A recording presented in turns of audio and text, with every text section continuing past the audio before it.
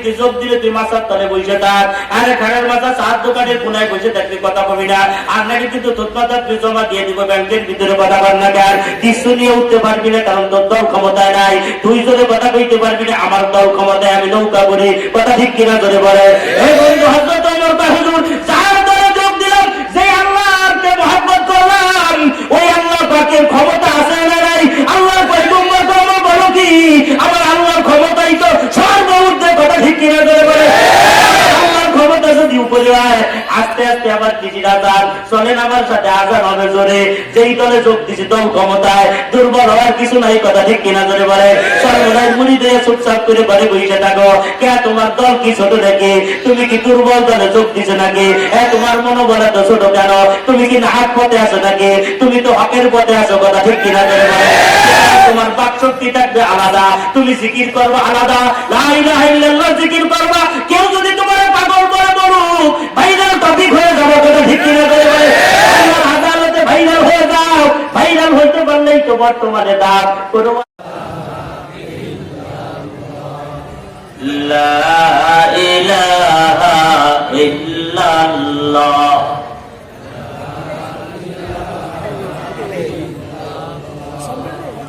লা ইলাহা ইল্লাল্লাহ,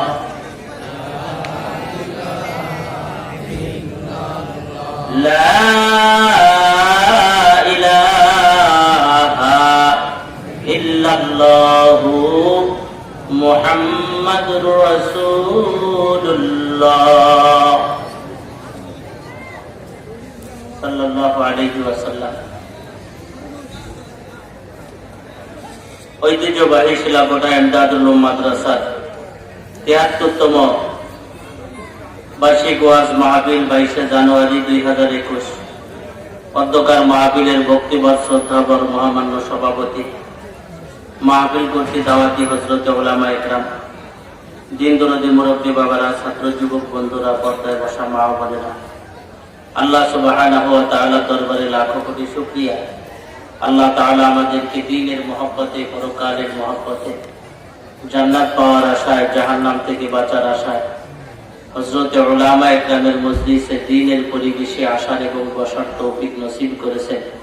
এজন্য আমরা সকলেই বলি আলহামদুলিল্লাহ। আল্লাহ সবার খেয়াল তো এদিকে আছে নাকি বলেন? ধ্যান ধারণা মস্তিষ্ক এদিকে আছে তো? জায়গা কম, লোক বেশি, এজন্যই আশপাশে একটু আওয়াজ হয়। মাদ্রাসাওয়ালারা চেষ্টা করতেছেন, মেহনত করতেছেন আওয়াজ বন্ধ করার জন্য। আসলে জায়গা কম, লোক বেশি, এই হলো মূল সমস্যা। আমি আপনাদের সামনে কোরআনে কারিমের সূরা তোহা থেকে কয়েকটা আয়াত তেলাওয়াত করেছি। তেলাওয়াতকৃত আয়াতের উপরে কিছু কথা বলার আগে আপনাদের সাথে কিছু মুযাকারা করতে চাই। গুনাহ কি জিনিস সেটা আমরা অনেকেই জানি, কোন কোন কাজগুলো নেকি এগুলো আমরা অনেক জানি, কি বলেন তাই না? কোনগুলো গুনাহ অধিকাংশই আমরা জানি না ভাই, কোনগুলো নেকি অধিকাংশই আমরা জানি, কিন্তু গুনাহ থেকে আমরা ফিরতে পারি না। গুনাহ করলে যে পরকালে বিদেন খাইতে হবে, মাইর খাইতে হবে, এটাও কিন্তু আমরা জানি।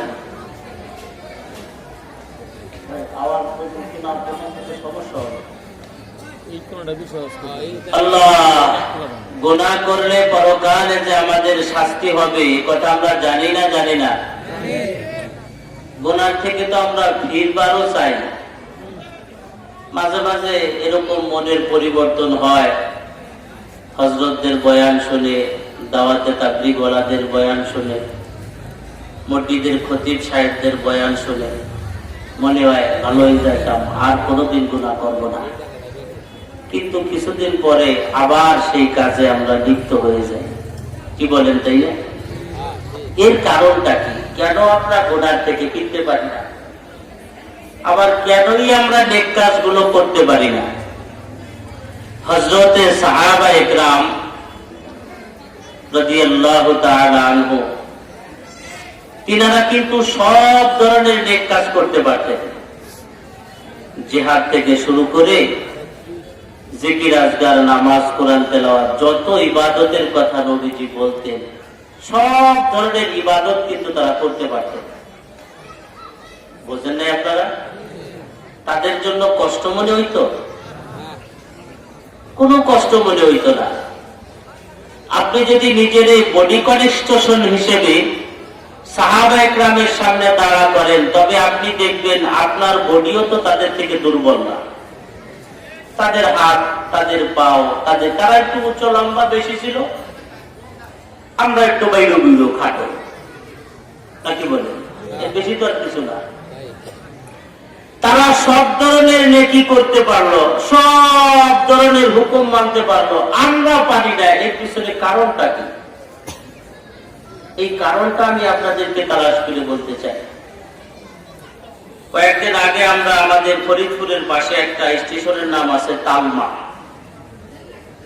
ওইখানে গভীর রাত্রে গাড়ি দাঁড়া করলে এক যুবকের সাথে দেখা, মাথায় টুপি, রাত গভীর। জিজ্ঞাসা করলাম, ভাই, মনে মনে ভাবলাম যেহেতু টুপি মাথায় সেহেতু নামাজ তো পাঁচক্ত পড়ে, তাই তো একটা সময় টুপি মাথা, নামাজ পড়েননি? বলে, জি হুজুর পড়ি, 4 ওয়াক্ত। আমি বললাম, 4 ওয়াক্ত পড়েন মানে? জি, শীতের জন্য 1 ওয়াক্ত কমাই দিছি, ফজরের নামাজে আমি যাইতে পারি না, মিথ্যা কথা বললে আবার গুনাহ করব। একে তো নামাজ পড়ি না, আবার মিথ্যা কথা বললে আর একটা গুনাহ করবো, ওর পক্ষে নাই। আমি 4 ওয়াক্ত পড়ি, 5 ওয়াক্ত পড়ি না। ধন্যবাদ দিলাম সত্য কথা বলার জন্য। তো জিজ্ঞাসা করলাম, আপনি যে ওক্তটা পড়তে পারেন না, কোন ওক্ত? ফজর। সমস্যা শীত, বয়স 20 বছর। আচ্ছা, 20 বছরের মানুষ শীতের কারণে ফজর পড়তে যাইতে পারে না, এটা একটু মাথায় রাখতে না। এবার জিজ্ঞাসা করি, দাদা বাচ্চা আসেনি? আছে, বয়স 80। আপনি যদি 20 বছরে ফজরে যাইতে না পারেন, তাহলে 80 বছরের দাদা তো জহুরেও যাওয়ার কথা না। আপনার আন্দাজে কি ধরে? উনি যদি 20 ফজরে যাইতে না পারে, তো দাদা 80 কি জহুর পায়? ওটা তো মাফ হয়ে গেছে। ওকা হুজুর কোন কি? আমার দাদাজি মুয়াজ্জিন, ফজরের আযান দেয়। তাকে আযান কি পরে দেয়নি? আযান মাঝে মাঝে 3টের সময়ও দিয়ে বসে, এরপরে কয় সরি, ভুল হয়ে গেছে। আপনাদের এখানে তো কিছু মুয়াজ্জিন আছে, টাকার বিনিময়ে রাখেন, জোয়ান মানুষ, মসজিদের খাদেম, মাশাআল্লাহ ভালো। কিন্তু আমাদের গ্রাম অঞ্চলের যে মুয়াজ্জিন আছে, আমরা একেবারে হেলাইনে চড়াইনে হাঁটতে পারে না, নলায় নলায় বাড়ি লাগে, দাঁত নাই, থুতমা নাই, কোনো কাম কাজ নাই, বাড়ি থাকতে দেয় না। ওর একটা দৈরাইকে মুয়াজ্জিন বানায়, ও 6 বছরে না 9 বছরে না, ইংরেজি 6 হাজার 9টাই খালি ঘুরে গিয়ে হয়। এই যদি 6টার আজাদ 9টাই দেয়, 9টার আজাদ 6টাই দেয়, বলে কয় সরি, ভুল হয়ে গেছে। সরি ও শিখছে নাতির কাছ থেকে। তাইলে ওনার দাদা মুয়াজ্জিন, ফজরের আযান দেয়, তাও মাঝে মাঝে আগে দিয়ে ফেলায়। এই বেচারার কি শীত লাগে না? কি বলেন আপনারা? তাইলে এই বেচারা মসজিদে যাইতে পারলো, তুমি মসজিদে যাইতে পারলা না। এর পিছনে আমি যেটা তালাশ করে পাইছি, সেটা হলো আল্লাহ পাকের মহব্বত। দাদার দিলের ভিতরে আল্লাহ পাকের মহব্বত থাকার কারণে শীত উপেক্ষা করে সে মসজিদে যাইতে পারে। তোমার দিলে আল্লাহর মহব্বত না থাকার কারণে তুমি মসজিদে যাইতে পারো না। আপনারা কি বলেন? এই লোকই কিন্তু ঘন্টা খানেক পরে পুকুরে নাইবে ডুবায়, কন্ডিশনার মারে, শ্যাম্পু মারে, আধা ঘন্টার উপরে গোসল করে সকাল 8টার দিকে। কথা বল না? অথচ দাদাই কিন্তু গরম পানি ছাড়া 7 দিনের 1 দিন নাই মাত্র, তাও গরম পানি দিয়ে। একটাই কারণ, মহব্বত নাই। আর মহব্বত এমনই একটা জিনিস, যেই জিনিস যার প্রতি হয়ে যায়, তার যাবতীয় হুকুম আহকাম পালন করা তার জন্য সহজ হয়ে যায়। এটারে আরবিতে বলে মহব্বত, আর বাংলায় যুবকদের জন্য হলো ভালোবাসা, লাভ। ভালোবাসা। কেউ কাউকে ভালোবাসলে তার সব কাজ তার জন্য আসান হয়ে যায়। আপনারা কি আগের কবিতা বিক্রি করা দেখছেন আট বাজারে? মিথ্যা কথা বলেন না, দেখছেন তো?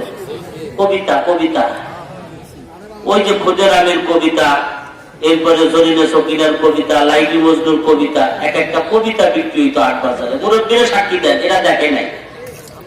আমি তখন নাদিমের পরে বাহিরদিয়া মাদ্রাসায়, বাহিরদিয়া মাদ্রাসার পাশে একটা জায়গার নাম আছে মোয়াইদিয়া বাজার, বড় বাজার। ওই বাজারে যাই দেখি এক বইটা ব্যাগ একটা কান্দে নিয়ে আঁকতেছে আর কবিতা পড়তেছে। বুড়োর গলা যে এত সুন্দর, আর কবিতার পঙ্খিগুলো, তার আবৃত কবিতাগুলো এত ভালো, আমার শুইনে দিল একেবারে ঠান্ডা হয়ে যেতেছে। আমি ওনার পিছনে পিছনে হাঁটি আর ওগুলো মোতাল্লাহ হরি হেফজ হরি মুখস্থ করতেছি। সর্বশেষ 2 টাকা দেখান কবিতা কিনেও বেড়াইছি। কবিতা কিনে, কবিতা তো মাদ্রাসায় নেওয়ার কাটা নাই। মাদ্রাসায় নিলে তুমি আর বিদেশ দিতে আসছে, কমে মাদ্রাসা বোঝে তাই পাশা চাপড়া দিতে বিদেশ লাগাইতো। ওই মাদ্রাসায় যাওয়ার আগে বট গাছের নিচে গাছের শিকড়ের ভিতর দিয়ে হান্দাই খেয়ে গেছি, তুই এখানে থাক, আমি কালকে আসবানি। পরের দিন ক্লাস শেষ, আসরের নামাজের পরে সেই কবিতা মোতালার জন্য দিয়েছি। কবিতা ভর্তিও বাড়ি ভালো, এখনো ভর্তি বাড়ি কবিতা। সেই যে কবিতার একটা কলি আমি আপনাদেরকে শোনাই। মোহাব্বত, মোহাব্বত হলে মানুষ কত কষ্টকেও মেনে নিতে পারে। একে তো পুরপুরা হাওয়া, শীতে কাঁপে গা, হাঁটতে গেলে শস্যা ফুলে জড়িয়ে ধরে পায়া, যাইয়া দেখে বন্ধু তাহার সইয়াছে তার নিদ্রায়, ওই তার জ্বালা সহানারে যায়। ওই দোকানে কয় না। তখন এই কবিতাটা শুধুমাত্র শুনছি, কিন্তু তার ভাব সম্পর্ক বুঝি নাই। শুধু কণ্ঠ শ্রুতি মধুর বলে ভালো লাগতো, মিলানের জন্য ভালো লাগতো। এখন তার ভাব সম্পর্কটা বুঝি। একজনের সাথে মহব্বত হওয়ার কারণে, তার প্রেমের টানে, তার মহব্বতের কারণে শীতের ভিতরে, কুয়াশার ভিতরে জমিরাই দিয়া হাইটে হাইটে ভিজে ভিজে তার সাথে দেখা করার জন্য যায়। বন্ধুরে আমার, আল্লাহ পাকের মহব্বত যেই দিলের ভিতরে পয়দা হয় না, ওই দিলটা আল্লাহর হুকুম মাইনে নিতে পারে না, আল্লাহর কাজগুলো পরিপূর্ণ আদায় করতে পারে না। যেই দিলে আল্লাহ পাকের মহব্বত তৈরি হয়ে যায়, ওই দিলটা আল্লাহ পাকের যাবতীয় বিধান মেনে নিতে পারে, তার জন্য কোনো প্রকারের কোনো কষ্ট হয় না। বিশ্বাস যদি না হয়, আপনি দেখবেন যে এই লোকটারে বারবার নামাজের দাওয়াত দেওয়ার পরেও 5 ওয়াক্ত কন্টিনিউ মসজিদে যাইতো না। ওই লোকটারে আপনি একবার 3 দিনের জন্য আল্লাহর মহব্বত তৈরির কারখানা সরমুনাই দিয়ে দেন। ফাল্গুনে আর অগ্রহায়ণে 3 দিনের জন্য সরমুনার ময়দানে অপারেশনে লাগায় দেন। উজানের ময়দানে দান, মধুপুরে দান, তাবলীগের মেহনতে 3 দিনের জন্য লাগায় দেন। 3 দিন ঘুরে এসে তারপরে এলাকার ভিতরে আর তারে নামাজের দাওয়াত দেওয়া লাগবে না। আল্লাহর রহমতে 5 ওয়াক্তের নামাজ আদর্শ বানাইয়া ফেলাইবি। কথা ঠিক কি না করে বলেন? হে যুবক, হে ইয়ং, হে দোস্ত, হে স্টুডেন্ট, তুমি আর আমি 5 ওয়াক্ত নামাজ পড়তে পারি না। 5 ওয়াক্ত নামাজ পড়া তোমার আর আমার জন্য কষ্ট হয়, 5টা ওয়াক্ত আদায় করতে পারি না। অথচ তোমার আর আমার মতো একজন যুবক আজকে এক সিল্লা দিয়ে ঘুরে আসার পরে, চরমোনার থেকে ঘুরে আসার পরে 5 ওয়াক্তের নামাজের টান দিয়ে সে 8 ওয়াক্ত বানাইয়া বেড়াইছি। মাগরিবের নামাজের পরে 2 রাকাত করে 6 রাকাত ওয়াজিবের নামাজ না পড়ে ওঠে না। ব্যবসা বাণিজ্য, খ্যাতকামারি, রাজনীতি, কোন ওয়াজ মাহফিলে যদি বলে নবলের নিয়ত করবেন না, অমনেই দেখবেন সরমুনাই আলাদা গায়ের ভিতরে জ্বালা ধরিয়া যায়। বলতে দেরি আছে, তাদের গায়ের ভিতরে আঘাত লাগে। আরে কেন এই নফল নামাজটা আমি ছেড়ে দেবো? এটা যে বহু ফজিলত, এটা যে আমার পীরের নির্দেশ, তার সবকের ভিতরে আছে, আমাকে আদায় করতেই হবে। ফজরের নামাজের পরে সূর্য উঠার আগ পর্যন্ত অপেক্ষা করি। করিয়া আবার ইশরাকের নামাজ পড়বে, আবার ফজরের নামাজ চলে গেল, মাগরিবের নামাজ চলে গেল, সব মানুষ ঘুমাই থাকবে রাত্রের বেলায় যখন ওয়াল্লাযীনা ইয়াবিতুনা লিরাব্বিহিম সুজদান ওয়া কিয়ামা, সব মানুষ ঘুমের ঘরে নীরব হয়ে যাবে যখন আল্লাহর আশিক আর পাগলরা নামাজের সিজদায় দিবে তখন প্রেম হয় রাত্রের বেলা, ভালোবাসার মহব্বতের কথা হয় রাত্রের বেলা। আল্লাহ পাকের মহব্বতের পাগলরা ওই টাইমগুলো মেনটেন করিয়া আল্লাহর পয়গম্বরের কঠিন সুন্নাত তাহাজ্জুদের নামাজের জন্য শেষ রাত্রে যাইয়া দাঁড়াইয়া যায়। সুতরাং তুমি আর আমি পাঁচ ওয়াক্ত পারি না, অথচ তোমার আর আমার মুরব্বী যারা বয়স্ক মানুষ তারা 8 ওয়াক্ত পড়ে, কোনো অসুবিধা হয় না। কথা ঠিক কিনা? অনেকেই তো 8 ওয়াক্তের বেশিও পড়ে, ওযু করলে তাহিয়াতুল ওযু নামাজ পড়ে। কথা বলেন না কেন? মসজিদে ঢুকলে পরে দুখুলুল মসজিদ নামাজ পড়ে, তাইলে যেখানে 8 ওয়াক্ত জায়গা 10 ওয়াক্ত হয়ে গেল, তুমি আর আমি 5 ওয়াক্ত পারি না। তাইলে সাহাবায়ে কেরামের যেই বডি ছিল আমাদেরও সেই বডি, তাদের যেই কনেকশন 2 হাত 2 পা 2 চোখ 2 কান 2 নাক, আর তাদেরও 24 ঘন্টা আমাদেরও 24 ঘন্টা, তাদেরও যেই কোরআন আমাদেরও সেই কোরআন। বলে তারা পারে আমরা পারি না কেন? সাহাবায়ে কেরামের দিনের ভিতরে আল্লাহর মহব্বত থাকার কারণে আল্লাহর বিধান মেনে নেওয়া তাদের জন্য এত সহজ হয়ে গেছে, আল্লাহর হুকুমের সামনে নিজের সন্তান পর্যন্ত যুদ্ধের ময়দানে দিতে আপত্তি হয় নাই। আল্লাহর হুকুমের সামনে নিজের প্রাণের প্রিয়তমা স্ত্রীকে তালাক দিয়ে আরেকজন মুহাজির আনসার আরেকজনকে সুযোগ করে বিবাহের জন্য দিয়েছে। কথা ঠিক কিনা বলে বলে? একজন আরেকজনের প্রেমিকারে যদি বিয়ে করি আর যদি খবর পায় অমুকের বউ অমুক দিছে, অন্য সাইডে স্কুল দিয়ে 3 মাথার মনে দাঁড়াইয়া জামাইরে কুবাইয়া ভালা ভালা করে ফেলবে। তোর বাসার ঘরে যুক্তি দেব না, তাতে আল্লাহ যা করে। কথা ঠিক কিনা জোরে বলে? কিন্তু আল্লাহ পাকের মহব্বতে সাহাবায়ে কেরাম নিজের প্রিয়তমা স্ত্রীকে তালাক দিয়ে আরেকজনকে বিবাহের সুযোগ দিয়েছে। সুতরাং আল্লাহর মহব্বত যদি দিলের ভিতরে তৈরি হয়ে যায়, তাহলে ওই বান্দার দ্বারা আল্লাহর হুকুম পালন করা সহজ হইয়া যায়। আর কোনো কিছুর দরকার নাই, আর কোনো কিছুর দরকার নাই, শুধু আল্লাহর মহব্বত দিলের ভিতরে তৈরি করো। বডি হিসেবে ঠিক আছে, বডিতে কোনো সমস্যা নাই। আল্লাহরে জিজ্ঞাসা করেছিলাম আমাদের রাস্তাঘাট গুলো মেন রাস্তার থেকে যেই শাখা রাস্তাগুলো আছে, ছোট ছোট রাস্তা, এই রাস্তাগুলো দেখবেন, এই রাস্তাগুলো বানানো যাদের জন্য ইঞ্জিনিয়ারদের জিজ্ঞাসা করবেন, এই শাখা রাস্তাগুলো 9 ফুট 8 ফুট 10 ফুট চওড়া করে আপনারা রাস্তাগুলো বানাইছেন, এগুলো কি চলবে? বলবে নসিমন পরিমন আলম চাদর টমটম বটবডি আর মোটরসাইকেল আর ডিসকভারি, এর বাইরে আর কোনো গাড়ি সেখানে চলতে পারবে না। কিন্তু ওই রাস্তার উপরে যখনই কোনো 10 চাকার গাড়ি বাড়ি বুঝাই দিয়ে কোনো লোক ঢুকিয়ে দেয়, ইটের গাড়ি ঢুকিয়ে দেয়, পাথরের গাড়ি ঢুকিয়ে দেয়, ঢুকাইতে দেরি আছে, রাস্তার এ মাথা তেও মাথা পর্যন্ত নষ্ট হইতে দেরি হয় না। কথা ঠিক কিনা করে বলেন?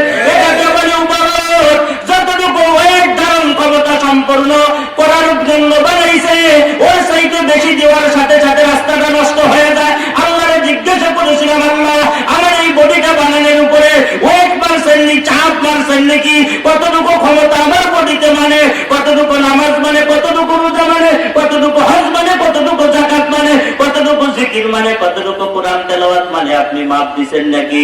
নাকি যেই হুকুমগুলো আপনি পালন করে দিয়েছেন ওই হুকুমগুলো পালন করলে এটার উপরে ওভারলোড হয়ে যায়।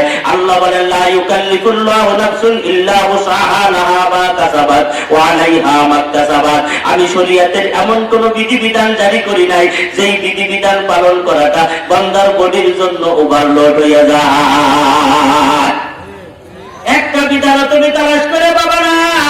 রোজা 30টা রাখলে পরে মানুষের উপকার হয় না ক্ষতি হয়?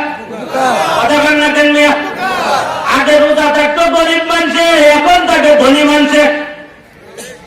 জাহাঙ্গীর কবির নানকের পেটে পড়ছে যারা 12 মাস কাল রোজা থাকে, তারা শরীর মোটা হয়ে গেছে, শরীরের ভিতরে চর্বি জমছে, হাঁটতে পারে না, নড়তে পারে না, ডায়াবেটিস আর কোলেস্ট্রলে তৈরি বইছে। কোন কোন স্টক করে, কোন কোন গেটি ব্যথায় ঢাক টাচ করে বইটা মারা যায়। জাহাঙ্গীর কবির নানকের প্রেমে বইটা জাহাঙ্গীর কবির কয়টা আগে রোজা রাখ, তাছাড়া কোনো গল্প নাই। তাও রোজা রাইতে জম্বের খাওয়া খাটি পারবি না, রোজায় খাবি মাত্র একটা ডাবের পানি, এছাড়া আর কিছু খাবি না। সেদিকে চাইতে মুড়ি খাইয়া রোজা থাকবি, কলেরার খাওয়া খাইতে পারবি না। আল্লাহর বেদান রোজা শরীরের জন্য উপকারী না ক্ষতিকারক? দুধু ঠিক পাবো না। রোজা মানুষের দেহের জন্য এত উপকারী, যা অন্য কোনো মাধ্যম দিয়ে এই বডিকে শান্তি করার জন্য আর কোনো ব্যবস্থা নাই।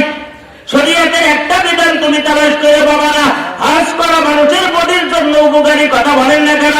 যারা সকালবেলা ডায়াবেটিস দাপড়ে বেড়াও, এখান থেকে নারিশা বাজার কার্তিকপুর পর্যন্ত, কার্তিকপুর আলারা দোহার পর্যন্ত, দোহার আলারা নারিশা পর্যন্ত একের পর এক জিম্মাদারি পালন কইরা ডায়াবেটিস দাপড়াই একেবারে মেন রাস্তা পর্যন্ত উঠাই দিয়েছ। তোমরা শুনিয়া নাও, তোমরা যদি পবিত্র হজ ফরজ পালন করতে যাও, তাইলে হজের যে 3 দিন আছে, ওই 3 দিন দৌড়াইলে সারা বছর আর ডায়াবেটিস দাপড়ানো লাগবে না। 3 দিনে সারা বছর কভার হয়ে যাবে। মক্কার থেকে চলে যাবা তুমি আরাফার ময়দানে, আরাফার ময়দান থেকে হাইটে হাইটে চলে আসবা তুমি মুজদালিফায়, মুজদালিফার ময়দান থেকে আবার হাইটে চলে যাবা মিনায় পাথর মারার জন্য, মিনার থেকে হাইটে চলে যাবা আবার তুমি মক্কার ঘরে তওয়াফ করার জন্য। হজ করবা, তওয়াফ করবা, ওখান থেকে আবার সাই করবা, সাফা মারওয়ায় দৌড়াদৌড়ি কইরা আবার টাইকো টুকো ইয়া সুলতুল চাইছে, আবার তওয়াফ কইরা আবার হাইটে হাইটে পায়ে হাঁটে মিনায় চলে আসবা। একটানা 3 দিনের ভিতরে কমপক্ষে 300 কিলোমিটার পথ রোদের ভিতরে যে তোমার আপ ডাউন করা লাগবে। 2 বছরে একবার যদি ওই জায়গা হজের 3 দিন পালন করে আসো, জীবনে আর ডায়াবেটিস ওই বছরে দাবড়ান লাগবে না। কথা বল না, উপকারী না ক্ষতি? শরীয়তের কোন বিজ্ঞান আছে থাকলে পরে দাঁড়াইয়া বলে এই যে পাইছে শরীয়তে, এই যে করলে মানুষের ক্ষতি হয়। দুধু সামান্য একটু করোনা সাইজে কি তা জানে? আমাদের গ্রাম অঞ্চলে ওই যে বড় বড় পাতাওয়ালা একটা গাছ, এই সামান্য 3-4 ফিট উঁচু হয়, এর পাতার গোটা গোল গোল বৈরগতরে কাটা, এটারে আমাদের এলাকায় দুধলা গাছ। আমাদের অঞ্চলে এরকমের গোল গোল কাটাওয়ালা, পুরো বডিতেই তার কাটা। গ্রামের মুরব্বী উনি রাস্তা দিয়ে আটকিছে, পুলিশে ধরছে। একজনকে বাসা বেসায় বাড়ি দেই, আর একজনকে বেটা সুপ বাড়ি দিবি, বাপের বয়সী না জানি ওনার সাল আবার পুলিশ আর্মির চাকরি হলে তা পাওয়া যায়, উল্টো বাড়ি গেটে কি ভর্তি পারে হিসেব করে বাড়িতে যাই দমক দেয়। চাষা মাস্ক কই? চাষা খায় মাস্ক আবার কি? দুধ দিয়ে খায় না ভাত দিয়ে খায়? হ্যাঁ মিয়া, দুধ ভাত তো মাস্ক খায়, নাক মুখ দাহে মুহে নেয়। চাষা খায় কেন? এটা নিব কেন? তোমার ওই নাহের ফুটো দিয়ে করোনা ঢুকবে। চাষা খায় আমারে বলদ পাইছো করোনা, আমি টিভির ভিতরে দেখছি, ওর সাইজ জমাইবে দেখছি, দুধরে বলের মতো, ও আমার নাহের ফুটোতে ঢুকবে না। করোনা আমার হবে না, তবু কয়েকবার বেটা হবে তোরা সব। গ্রামের মানুষরে করোনা বিশ্বাস করানোই যায় না, এই কথা ঠিক কিনা করে পায়? পুরো মানুষ তো মানেই না, মেয়াদর মেয়াদ যেদিন মরণ আছে যেদিন মরণ হবে, ইসা সাহাতা নুহুম না ইয়াস্তা ফিরুনা সাহাতা ওয়ালা ইয়াস্তা দিবুন, মরার আগে মরবো না, করোনায় কিছু করতে পারবে না, কথা ঠিক কিনা করে পায়? সামান্য একটু করোনার কাছে তাম পৃথিবীর বড় বড় শক্তিশালীরা দুর্বল হয়ে গেছে, কথা ঠিক কিনা হয়েছে না? হয় নাই? হ্যাঁ, সব বাতুল করি শেষ, দাইয়ে বাইয়ে উল্টা কোন ওষুধ বানাইতে পারে না, ওষুধ বানায় একটা হয়ে যায় আর একটা, সিমটম পাল্টাই ফেলায়। সিমটম বোঝেননি, রং পাল্টাইয়ে ফেলায়। আগে দেখে করোনা না হয় বিদ্যুৎ ডুবে, এমন দেখে যে না কানে বিদ্যুৎ ডুবে, কিন্তু মাস্ক এই যে বানাবে কেন? কয়েকদিন পরে কয়েকদিন না কার কার না বসন্তের গুড়া দিয়ে উঠবে। তাইলে কি হচ্ছে? তাইলে বৈরগতরে মাস্ক পরাইতে, বৈরগতরের মাস্ক বানাইতে, ওটার নাম হলো পিপিআই। ওটার নাম কি? আরে পিপিআই, পিপিআই প্লাস্টিক কভারিং করা, পিপিআই প্লাস্টিক দিয়ে বানানো। ওর ভিতরে ঢুকলে আল্লাহ রহমতে আলু সিদ্ধর মতো সিদ্ধ হয়ে যায়। কয়েকদিন পরার পরে সব পিপিআই ফেলাই দিছে, বাসি বাসি মরি মরি, তো ওই আলু সিদ্ধ হইতাম না, কথা ঠিক কিনা? বাড়িতে সামান্য যত খুশাতে যখন টান যায় তখন সাম্বা শুদ্ধ উঠে যায়। এই করোনা মহা ঔষধ, আর কোন ঔষধ বাইর করতে পারে নাই। মহা ঔষধ হলো একদম মুক্ত, একদম মুক্ত, কথা বল না? কিন্তু আত্মার দোয়ার কথা তো তোরা কাইতে বাইর করলি, এ তো আমার নবীদের 1400 বছর আগে শিখেই গেছে, কথা ঠিক কিনা? হাদিস শরীফে আসছে না, নবীজি বলছেন যে তোমাদের বাড়ির সামনে যদি একটা নদী থাকে, ফ্রেশ পানি, একেবারে কোনো ময়লা আবর্জনা নাই। 5 বার যদি গোসল করো তাইলে তোমাদের গায়ে কি কোনো ময়লা লাগবে? একবার করলেই তো ময়লা লাগে না, আর 5 বার। নবীজি কয় 5 বার ওযু করতো, শরীরে করোনা দাদাও আসতে পারবে না। তোমরা আত্মুক দোয়া কেবল শিখে না, আমরাও আরো আগে শিখছি, কথা ঠিক কিনা করে বলে। সুতরাং শরীয়তের এমন কোন বিধান নাই যেই বিধান পালন করা মানুষের বডিতে মানায় না, কুলায় না, সহ্য হয় না, কথা ঠিক কিনা করে বলে। কিন্তু কেন পালন করতে পারে না? আল্লাহর মহব্বত নাই। কি নাই করে বলেন? আল্লাহর মহব্বত নাই। আল্লাহর মহব্বত দিলে তৈরি করার দরকার আছে না নাই? কার কার আছে, নিয়ত আছে না আল্লাহর মহব্বত তৈরি করার? আল্লাহু আকবার। 8 নাম্বার, মহব্বত কেমনে লাগাইতেন? আল্লাহর মহব্বত কেমনে লাগাইতেন? শুধু আমাকে গ্রাম মানুষের মহিলারা কয় কিসে আমাদের পিসা বুঝুন, মারহাবা, পিসা বুঝু চলে এসে আরো জোরে দিয়ে, এত আস্তে দেখতে আপনাকে খেজুরি খায় না আমরা, তাই তো জোরে খুদি দেন। প্রধান অতিথি শুভেচ্ছা স্বাগত। প্রধান অতিথি স্টেজে আসবে কখন?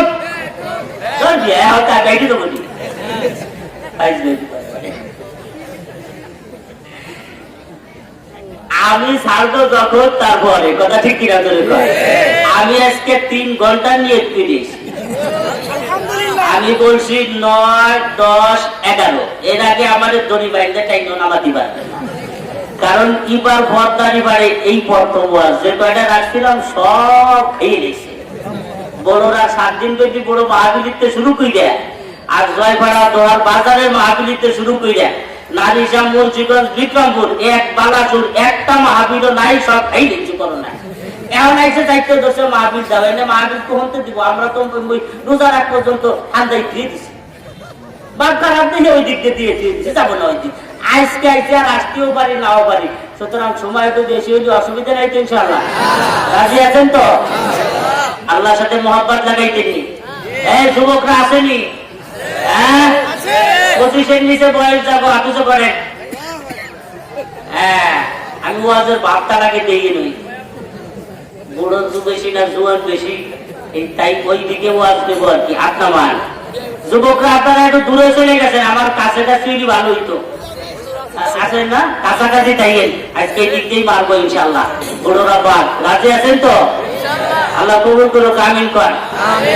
এই আমাদের গ্রাম অঞ্চলের মেয়েরা একজন আর একজনের সাথে মহব্বত করে, এক কুলে ধান এক কুলে খই, তুই আমার সই। এই গ্রামের মহিলারা এগুলো করেনি, কথা বল না কেন? আর আমরা নামে নামে মিতে মিলে গেলি, কই তুই আমার মিতে, তুই আমার মিতে। এভাবে আমরা দোস্তি পাতাই না। আল্লাহর সাথে দোস্তি পাতানোর পদ্ধতিটা কি? আল্লাহ পাক নিজে কোরআনে কারিমের ভিতরে সেই পদ্ধতি আমাদেরকে জানাইছেন। আল্লাহ বলেন, ইন্নাল্লাযীনা ক্বালু রাব্বুনাল্লাহ, ইন্নাল্লাযীনা ক্বালু রাব্বুনাল্লাহ। তোরা শুধু একবার বলবি আমার রব হলো আল্লাহ। রব কে? আল্লাহ। আল্লাহ বলেন একবার শুধু বলবি আমার রব আল্লাহ। একটা বার বলতে দেরি আছে, একটা বার। যে যেখানেই থাকো না কেন, আলেম হওয়ার পাবলিক হও, শিক্ষিত হওয়ার অশিক্ষিত হও, শ্রমজীবী হওয়ার কর্মজীবী হও, একবার শুধু বলবা আমার রব আল্লাহ। একবার বলতে দেরি আছে। নাহনু আউলিয়াউকুম ফিল হায়াতিদ দুনিয়া, আমি আল্লাহ তোমার দুনিয়ার জিন্দেগিতে বন্ধু বানায় নেব। আল্লাহ যদি কারো বন্ধু হয়ে যায়, আল্লাহ যদি কারো দোস্ত হয়ে যায়, সুবিধা না অসুবিধা, টাকার অভাব থাকতো নি, সম্মানের অভাব থাকতো নি, সম্পদের অভাব থাকতো নি। দুনিয়ায় স্বাভাবিক মানুষ যদি বন্ধু হয়ে যায়, খুশিতে আত্মহারা হয়ে যায়। আর ফেসবুকের ভিতরে ছবি উঠে বকাস মানে, আরে মন্ত্রী আমার বন্ধু, এমপি আমার বন্ধু, উপজেলা চেয়ারম্যান আমার বন্ধু, আর আমার ভাই চেয়ারম্যান আমার বন্ধু। এইভাবে করে করে তোমরা নিজেদের আত্মগৌরব মনে করো।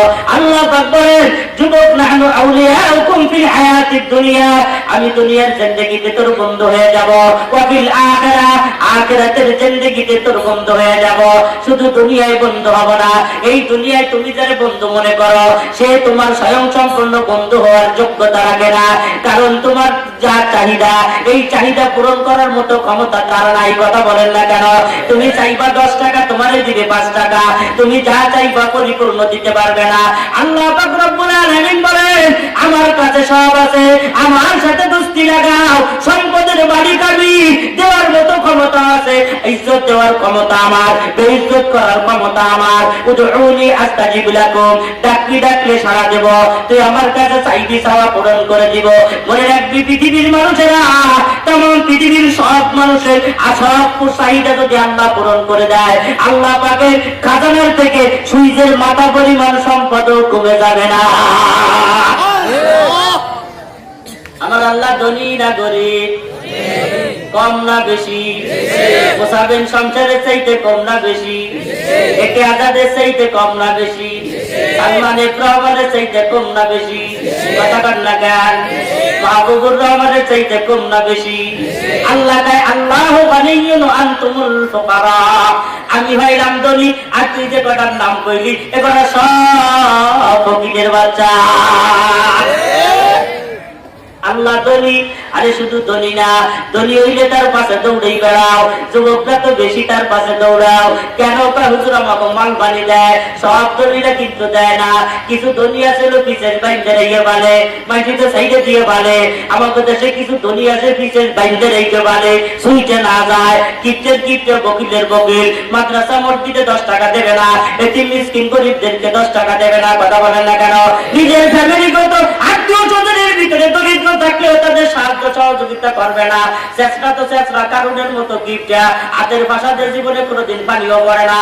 আল্লাহ কাই দুনিয়ার মানুষ আমি হইলাম ধনী, আবার ধনী শুধু ধনী না দাতা, তো তিলমুলকা মাংতাসা চাইলে আমি দিয়ে দিতে পারি, দেওয়ার পরে আমারে বাধা দেওয়ার মতো কেউ নাই।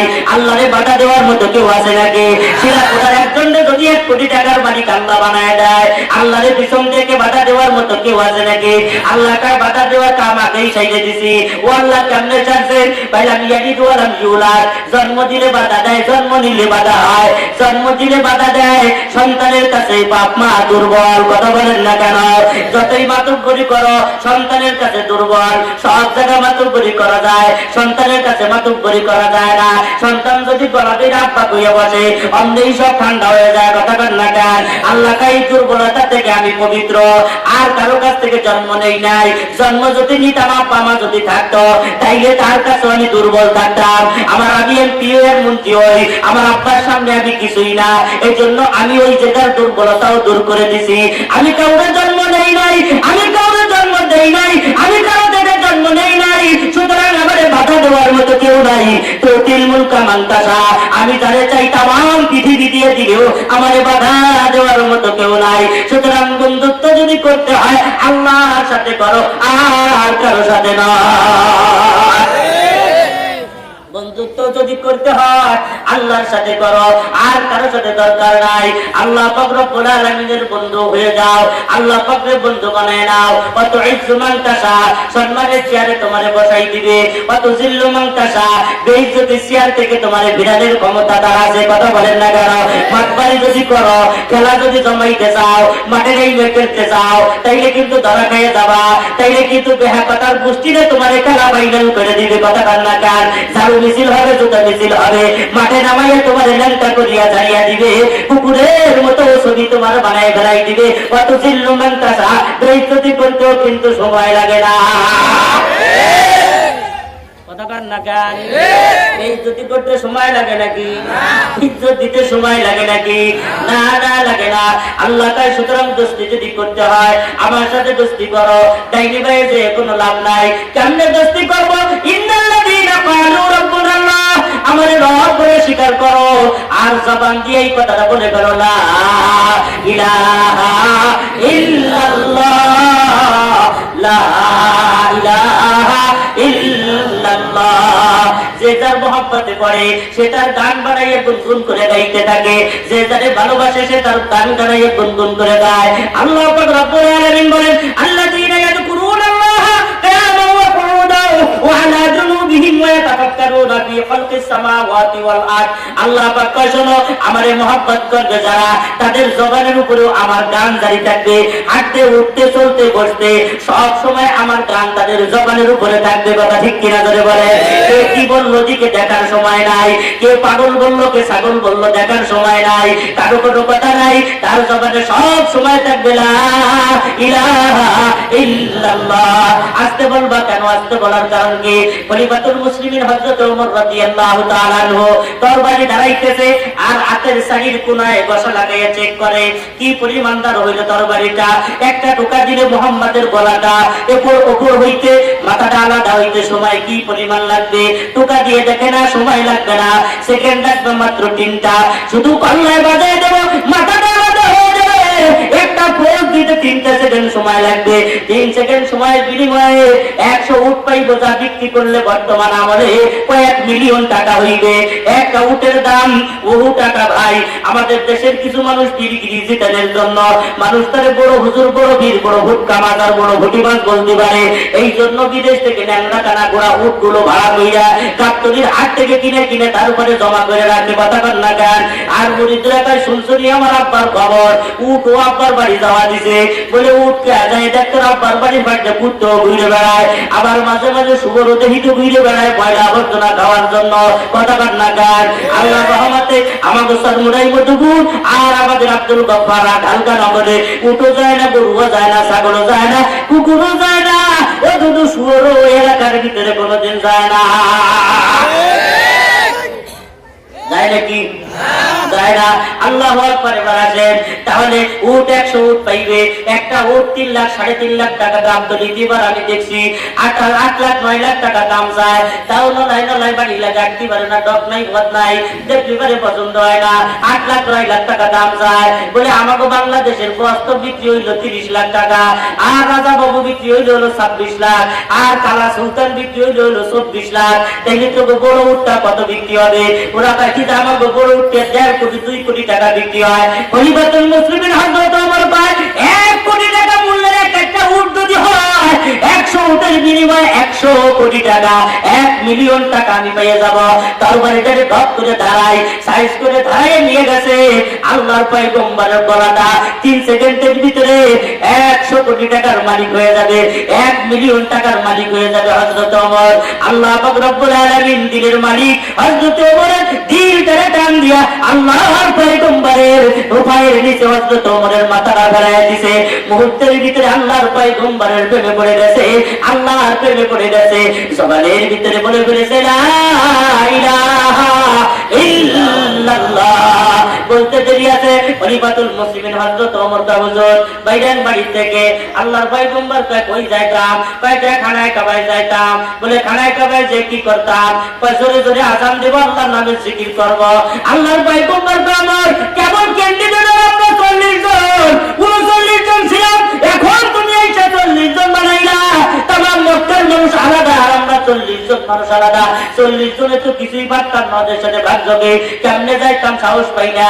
হযরত ওমর ডাক দেখায় যেই দলের ভিতরে যোগদান করলাম, দল কি ক্ষমতা সম্পন্ন না দুর্বল? এখন কি বিএনপিতে যোগ দিছি না জামাতে যোগ দিছি না জাতীয় পার্টিতে যোগ দিছি? দিছি তো নৌকায় যোগ। নৌকায় যদি যোগ দিয়ে থাকি তো ভয় পাওয়ার কথা না। এমন কুবি মারবো এক গাইতে আমার নৌকা 40 হাত দূরে চলে যাবে। কথা ঠিক কিনা ধরে পার। আর বিএনপিতে যোগ দিলে তুই মাথার তলে বসে থাক, আরে ঘাড়ের মাথা 7 দোকানের কোনায় বসে থাকবি, কথা কবি না। আর নাকি কিন্তু তোতমাতা জমা দিয়ে দিব ব্যাংকের ভিতরে, কথা বল না কেন? কিছু নিয়ে উঠতে পারবি না, কারণ তোর দল ক্ষমতায় নাই। তুই যদি কথা কইতে পারবি না, আমার দল ক্ষমতায়, আমি নৌকা করি। কথা ঠিক কিনা ধরে বলে। এই বন্ধু হযরত ওমর হুজুর যার দলে যোগ দিলাম, যে আল্লাহকে মহব্বত করলাম, ওই আল্লাহ পাকের ক্ষমতা আছে না নাই? আল্লাহর পয়গম্বর তো আমার বলো কি আমার আল্লাহর ক্ষমতাই তো সর্বউচ্চে। কথা ঠিক কিনা ধরে বলে। আল্লাহর ক্ষমতা যদি উপরে হয়, আস্তে আস্তে আবার কৃষির আজান চলেন আমার সাথে আজান হবে জোরে। যেই দলে যোগ দিছি দল ক্ষমতায়, দুর্বল হওয়ার কিছু নাই। কথা ঠিক কিনা ধরে বলে। সর্বদাই মুড়ি দিয়ে চুপচাপ করে বাড়ি বসে থাকো। কে তোমার দল কি ছোট নাকি? তুমি কি দুর্বল দলে যোগ দিছো নাকি? তোমার মনোবল এত ছোট কেন? তুমি কি না হাত পথে আছো নাকি? তুমি তো হকের পথে আছো। কথা ঠিক কিনা ধরে বলে। তোমার বাকশক্তি থাকবে আলাদা, তুমি জিকির করবা আলাদা, লা ইলাহা ইল্লাল্লাহ জিকির করবা। কেউ যদি তোমার পাগল করে বলো ভাইরাল টপিক হয়ে যাবে। কথা ঠিক কিনা ধরে বলে। বর্তমানে দাম, কোন ওয়াজের কোন বক্তা ভাইরাল, কোন নাচের কোন সেমনি গানের ভিতরে ভাইরাল, ভাইরাল মানেই তার দাম কথা ঠিক কিনা ধরে বলে। আল্লাহু আকবার, এখানটা ওখানে গেলে দৌড়েই বেড়াইতে মন চায়। ব্যাংকেও তো ভাইরাল হয়ে গেল, ওরে বাঘে পারলো না, সিংহ হতে পারলো না, আর হাতিতে পারলো না, দুম্বায় পারলো না, ব্যাংকেও তো ভাইরাল হয়ে গেল। হযরতে ইব্রাহিম আলাইহিস সালাম যে আগুনের ভিতরে ফেলাইছে, আগুন তো 70 গজ উপর দিলে চারদিক দিয়ে দেওয়াল দেওয়া, ওর ভিতরে ফেলাই দিছে। আল্লাহ পাক তো আগুনের ভিতরে রাখেন নাই, কুল্লা ইয়া নার কুনি বারদান ওয়া সালামান আলা ইব্রাহিম, ওরা ফেলাইছে আগুনে, আল্লাহ রাখছে তারে জান্নাতে কথা ঠিক কিনা ধরে বলে। দুনিয়ার মানুষটাকে ইব্রাহিম আগুনে, আসলে তো সে জান্নাতে। দুনিয়ার মানুষটাকে আল্লাহ মুহাম্মদ যদি কবরে, আসলে তো সে জান্নাতে কথা ঠিক কিনা ধরে বলে। দুনিয়ার মানুষটাকে আল্লামা নূর হোসেন কাসেমি সাহেব কবরে, আসলে তো কবর না, সে আল্লাহর জান্নাতে কথা ঠিক কিনা ধরে বলে। দুনিয়ার মানুষের চোখ আড়াল, হায় হায় ইব্রাহিম আলাইহিস সালাম আগুনের ভিতরে বসে রইছে, আল্লাহ তো ওখানে আরামে রাখছে, পাবলিক তো খবর জানে না। ওই দিকে জিবরাইল আলাইহিস সালাম রোগী নিয়ে আসছে, হুজুর আপনারে ল্যাংটা করে পাঠাইছে, বলে হ্যাঁ ল্যাংটা করে পাঠাইছে। কয় দাঁড়ান বুঝাইতেছি, আপনি চিনতে পারলেন না, যেই লুঙ্গি আপনার গতরে পরা ছিল, যেই পোশাক আপনার গায়ের ভিতরে পরা ছিল, ওই পোশাকের দাম ছিল 3 দিরহাম। আমি আল্লাহর রব্বুল আলামিনের পক্ষ থেকে আপনার জন্য যেই পোশাকের ব্যবস্থা করেছি, জান্নাতের পোশাক, ওর একটা সুতে কিনতে হলে 10 দুনিয়া বিক্রি করে কিনা সম্ভব না। ইব্রাহিম আলাইহিস সালাম জান্নাতে, দুনিয়ার মানুষ জানে সে আগুনে কথা কান্না জ্ঞান, ছোট্ট পোলা ব্যাগার বাবা ব্যাগ লাফাই চাই পাশ দিয়ে আর দৌড়ায়, বড় বড় করে দিলে জিজ্ঞাসা টুটু যাও কই, ও ছোট মিয়া যাও কই, কয়েক ট্যাঙ্কি পানি নিয়ে আসছি, দেখি ইব্রাহিমের আগুন নিবেই দিতে পারিনি। বাঘে আর সিংহে হাসি আর কয় ভাই 70 গজ উঁচু করে বাড়াইছে আগুন, এরপর উপর দিয়ে আবার কিরান দিয়ে পরীক্ষা করছে, এত নীল আগুন লাল আগুন নীল বানাইছে, এই গেলে তুমি ব্যাং তোমার কতটুকু পানি আছে, কয় আছে তো সিরিঞ্জের মাথার মতো এক জাতা, 10 গ্রাম 5 গ্রাম হইতে পারে, কয় এতটুকু পানি দিয়ে তো ইব্রাহিমের আগুন বন্ধ করা সম্ভব না, নমরুদের আগুন বন্ধ করা সম্ভব না। বেন্দে কয় নমরুদের আগুন বন্ধ করা তো আমার দায়িত্ব না, বন্ধ হবে না হবে তা তো আমি জানি না, কিন্তু আমার দিলের ভিতরে ইব্রাহিমের প্রতি মহব্বত আর ভালোবাসা সহ্য হয় না। আল্লাহর পয়গম্বর আগুনে বেড়াইছে, কলিজায় মানে না আগায় যায়। আল্লাহ পাকায় ভাইরাল টপিক, ব্যান তোর বক্তব্য আমি ভালো লাগছে, শেয়ার দিলাম, লাইক করে দিলাম, তামাম পৃথিবীর মানুষকে জানাই দিলাম। 30 লক্ষ টাকা রাজা বাবু পেশাব করলে পারে না, বাপ ব্যান তোর পেশাব বানায় দিলাম, বুঝলেন নাই মনে হয়? 30 লাখ টাকা গরুর পেশাব পাক না না পাক, হ্যাঁ? আর তুই পেশাব করবি পাক না না পাক? মসজিদে মুফতি সাহেব যাবে, ঘুষ করে মাইলে দিবি জামা পাঞ্জাবি শুদ্ধ, মুফতি সাহেবের জামা পাঞ্জাবি কিছুই পাল্টান লাগবে না, ওই অবস্থার উপরে নামাজ হয়ে যাবে, কোনো আপত্তি নাই। তোর পেশাব আমি পাক বানাই দিলাম, ভাইরাল টপিক করে বানাই দিলাম। সুতরাং তোমরা আল্লাহর দলে যোগ দিয়ে যারা ইন্নাল্লাযীনা ক্বালু রাব্বুনাল্লাহ, আজকে থেকে যারা ইসলামের দলে আল্লাহর দলে যোগ দিলা, তাদের তো আর চুপ করে থাকার কথা না। আল্লাহ তোমার জিকির করতে বলে, ইয়াযকুরুনাল্লাহা কিয়ামান ওয়া কুউদান ওয়া আলা জুনুবিহিম, আল্লাহ পাকের নামের জিকির, হাঁটতে চলতে উঠতে বসতে, ভ্যান চালাও, রিকশা চালাও, অটো চালাও, মাহেন্দ্র চালাও, সব সময় যেন জবানের উপরে জিকির চালু থাকে, লা ইলাহা ইল্লাল্লাহ, লা ইলাহা ইল্লাল্লাহ, লা জিকির আস্তে না জোরে, আস্তে না জোরে, যদি করে আস্তে জিকির করো কেন, বলে তোমার বাপের কি আসে যায়, আস্তে আল্লাহ শুনে কাটে, জোরে আল্লাহ শুনে না কাটে, জোরে করিস কেন, বলে আমার মৌল সাহেব জোরে করি, তোর মারা কি করা ঠিক কিনা জোরে কয়। কেউ কি বললো, পাগল বললো, ছাগল বললো, দেখার দরকার নাই, তুমি আল্লাহ নামে জিকির করিয়া যাও। জিকিরের ফজিলত আর বরকত এখন আর বলার মতো সময় নাই। এবার আসেন, তাই আমরা সবাই আল্লাহ পাকের মহব্বতের ভিতরে আজকে দাখিল হয়ে গেলাম, আল্লাহর সাথে বন্ধুত্ব করে ফেললাম। এবার আসেন, আল্লাহর সাথে যখন আমরা বন্ধুত্ব করব, আল্লাহ আমাদেরকে আপন বানাইবেন, আল্লাহ আমাদেরকে জান্নাত দিবেন। আল্লাহ কি আমাদেরকে পরীক্ষা একটু নিতে পারেন না পারেন না? পরীক্ষা ছাড়া কোনো পাস আছে? সরকার দিতে চাইছিল অটো পাস, ঘরে বসে শোয়াই শোয়াই পাস করাইতে চাইছিল, কথা বল না কেন? তাও মনে হয় দিবি না, কারণ হিসেব কিতাব করে দেখছে অটো পাস দিলে পরে ইজ্জত থাকে না, মান থাকে না, লেখাপড়ার মান নষ্ট হয়ে যায়। হুজুরে বইয়ে লেগে পড়লেই বেলাচ্ছে, উঠেই বেলাচ্ছে, আর আমরা স্কুল কলেজ যদি অটো পাস দিয়ে যাই, আমরা হুজুরদের কাছে পাশে বইলে যাই। কথা বল না কেন? এই জন্য অটোবাই দিবে না। তাইলে পরীক্ষা আছে না নাই? সব নবীদের পরীক্ষা হয়েছে না হয় নাই? সব নবীদেরই পরীক্ষা হয়েছে, সব নবীদের পরীক্ষা হয়েছে। সর্বশেষ সরকার বলো মুহাম্মদুর রাসূলুল্লাহ সাল্লাল্লাহু আলাইহি ওয়াসাল্লামের পরীক্ষা কম না বেশি? আল্লাহু আকবার। পয়গম্বরের কতগুলো পরীক্ষা হয়েছে। কখনো তো উটের নাড়িভুড়ির তলে যে পরীক্ষা দিছে, কখনো তো কুয়ার ভিতরে পানি উঠাবার গেছে, হাতের থেকে বালতি ছুটে গেছে, ইহুদি এসে চড় লাগাই দিছে, এখানেও পরীক্ষা শুরু হয়ে গেছে। কখনো তো খেজুর গাছ লাগাইয়ে পরীক্ষা দিছে, কথা বলেন না কেন? গাছ লাগাবি, ফল ধরবি, তারপরে গোলা বাজার পরীক্ষা দিছে। কখনো তো দেশ গ্রাম সব ছাড়িয়া, বাপ মার কবর পর্যন্ত ছাড়িয়া হিজরত করে দেশ থেকে ওদেশে চলে গেছে, পরীক্ষা দিছে না দেয় নাই? সর্বশেষ একটা পরীক্ষা ব্যাপারে আমি আপনাদেরকে অবগত করার জন্য যে কোরআনে কারিমের আয়াত তেলাওয়াত করেছি, এই পরীক্ষাটা হলো আল্লাহ পাক রব্বুল আলামিন মহব্বতের মাঝখানে। এই থেকে সংক্ষিপ্ত কথা হলো আল্লাহ নবীর এত ভালোবাসেন, তাম পৃথিবীর সব আসমান জমিন চন্দ্র সূর্য ফেরেশতা যা আল্লাহ বানাইছে, আমাদের যা জানা আছে আর জানা নাই, সব কিছু আল্লাহ যতটুকু মহব্বত করেন তার চাইতে 1000 গুণ বেশি মহব্বত করেন আমার নবীরে। আর নবীজিও দুনিয়ায় সবচেয়ে বেশি মহব্বত করে কারে? দুজনের সম্পর্ক খুব বেশি না কম? বেশি না কম? আপনি কেমনে বুঝতেন? সম্পর্কের মাধ্যমে মানুষের সম্মান অসম্মানের কোন প্রশ্ন থাকে না, কথা বল না কেন? আমি যত বড় বক্তাই হই, আমার বন্ধু মহলের কাছে আমি কি? আমার বন্ধু মহলের কাছে আমি কিছুই না। আমার নাম ধরে ডাক দিলেও কিছু আসে যায় না, আমার কান ধরে মোচন দিলেও কিছু আসে যায় না, কথা বল না কেন? সে আমার বন্ধু। আল্লাহ পাক রব্বুল আলামিনের সাথে নবীর সাথে বন্ধুত্বের সম্পর্ক এত বেশি, বোঝেন না? টেলিফোনের কোনো সময় নাই, ঘুমাই রয়েছে কম্বল মুড়ি দিয়ে বিবির কাছে, ডাক দেয় ইয়া আইয়ুহাল মুজাম্মিল, এ কম্বলওয়ালা বন্ধু। কিন্তু এই সময় কেউ ফোন দেয় নাকি? এই সময় ফোন দেয়? আল্লাহ ওই সময় ফোন লাগাই দিছে। নামাজের ভিতরে দাঁড়াইছে, নামাজের ভিতরেও ফোন লাগাই দিছে, কথা বল না কেন? কি ব্যাপার, এখন ফোন দিলেন কেন? যেদিকে ঘুরছেন ওদিকে ঘুরে আর একদিক ঘুরিয়া যান। নামাজের ভিতরে ফোন আইছে না আসে নাই? আল্লাহ পাক রব্বুল আলামিন নবীজি সিজদা করেছে তখন ফোন দিয়েছে, রুকুতে গেছে তখন ফোন দিছে, বিবির সাথে গল্প করে তখন ফোন দিছে, বিবিদেরকে নিয়ে আড্ডা দেয় তখন ফোন দিছে, জিহাদের ময়দানে তখন ফোন দিছে, হাঁটতেছে তখন ফোন দিছে। ফোন দেওয়ার কোনো সময় সীমা নাই, কারণ ভালোবাসা খুব গভীর। এই আল্লাহ হঠাৎ করে নবীর সাথে একেবারে কথাবার্তা টোটাল বন্ধ করে দিছে, একদম কোনো যোগাযোগ নাই। কতদিন? 15 দিন বা 18 দিন, 15 দিন বা একদম কোনো যোগাযোগ নাই, টোটাল একেবারে নেটওয়ার্কের বাইরে। হায় হায়, কষ্ট না শান্তি?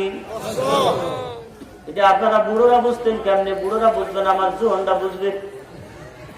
মহব্বতের মানুষগুলো যদি কথাবার্তা বলা বন্ধ করে দেয়, যার নাম যুবকরা দেয় ব্রেকআপ করছে, ব্রেকআপ। কিও দুদু কি হয়েছে? হুজুর ব্রেকআপ করছে। ব্রেকআপ করে দুধ দেখায়, আমার দেখায়, আপনি বুঝতেন না আমার গার্লফ্রেন্ড ব্রেকআপ করছে, আর নাকি আমার ফোন ধরবে না। খারাপ লাগে না ভালো লাগে? যুবকরা কথা কান না কেন? খারাপ এমন লাগা লাগে, ব্রেকআপের কারণে কেউ বিষ খাইয়ে মরে, কেউ গলায় দড়িতে মরে, আরে কথা কান না কেন? কেউ আবার গাড়ির তলে মাথা দেয়, কেউ আবার নদীর ভিতরে ঝাঁপ দেয়, কেউ ঘুমের বাড়ি গিয়ে ঠান্ডা মাথায় ঘুমায়। ব্রেকআপ করছে, ব্রেকআপ। মহব্বতের মানুষ যদি কথা বলা বন্ধ করে দেয়, কষ্টের কোনো সীমা নাই। আল্লাহ পাক সময় নাই অসময় নাই, যে কোনো মুহূর্তে নবীর সাথে কথা বলতে। আজকে 18 দিন পর্যন্ত কোনো কথা বলেন না, 15 দিন পর্যন্ত কোনো কথা বলেন না। জিবরাইলে এই মতেও পাওয়া যায় না, মেসেঞ্জারেও পাওয়া যায় না, উনিও নাই, আল্লাহও নাই, উনিও নাই, কথা বলেন না কেন? নবীজি ফোন দিলে তা বলে না, আল্লাহর সাথে যোগাযোগ নাই, আমি জিবরাইলও নাই। নবীর কষ্ট না শান্তি? কি কষ্ট আপনাদেরকে বুঝাইতে পারতাম না। এটা মহব্বতের কষ্ট রে ভাই। কানতে কানতে নবীজির জান যায়। ওই দিক দিয়ে আবার মক্কার কাফেররা খবর পাই, এদিকে তাকান, মক্কার কাফেররা খবর পাইছে নবীর ফোন বর্তমানে আল্লাহ ধরতেছে না, রিসিভ করতেছে না, যোগাযোগ বিচ্ছিন্ন চলতেছে।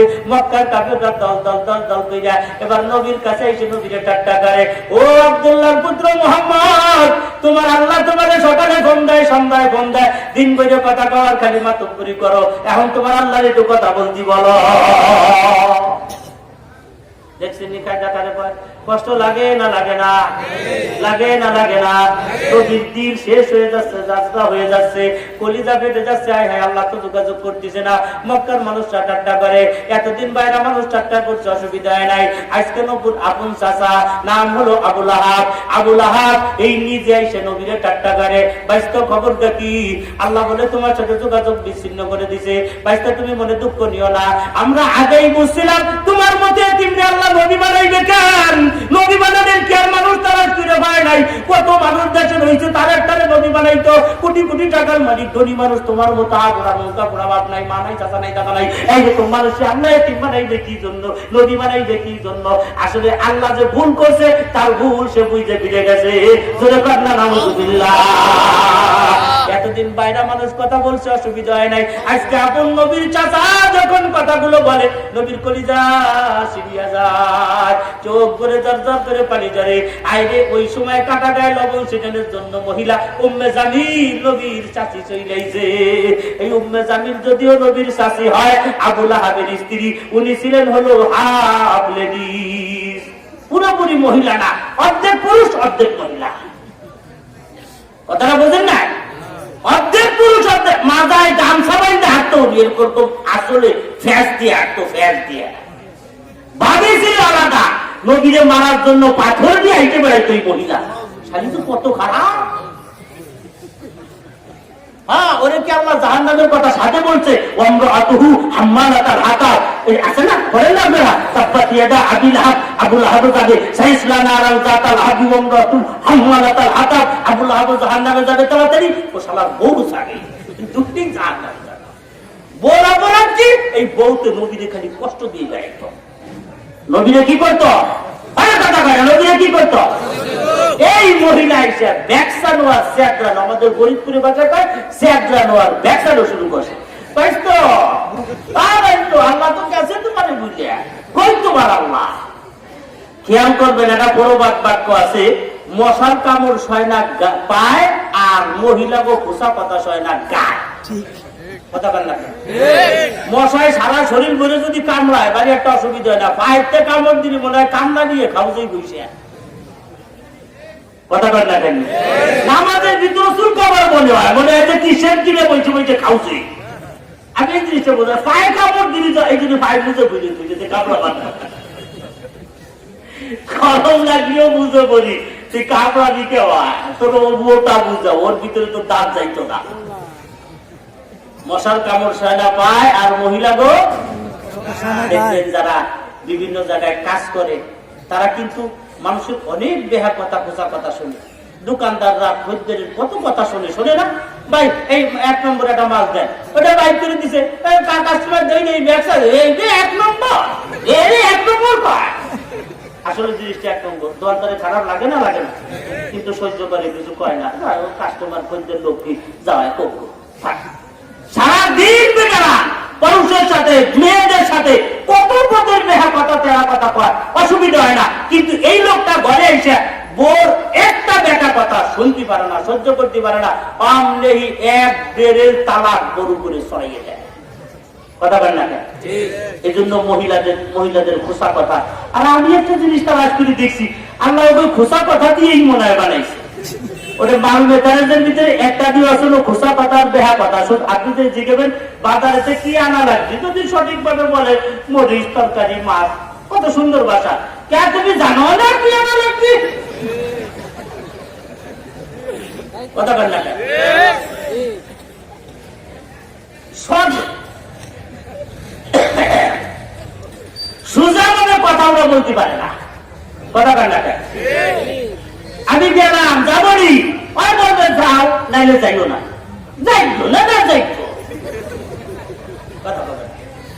আপনি খাবার আসেন, স্ত্রী বলবে আপনি খাবার আসেন, খাবার আসে না কে? আমাকে ফরিদপুরের ভাষায় বলতেছি, আপনি খাবার আসেন, কত সুন্দর ভাষা।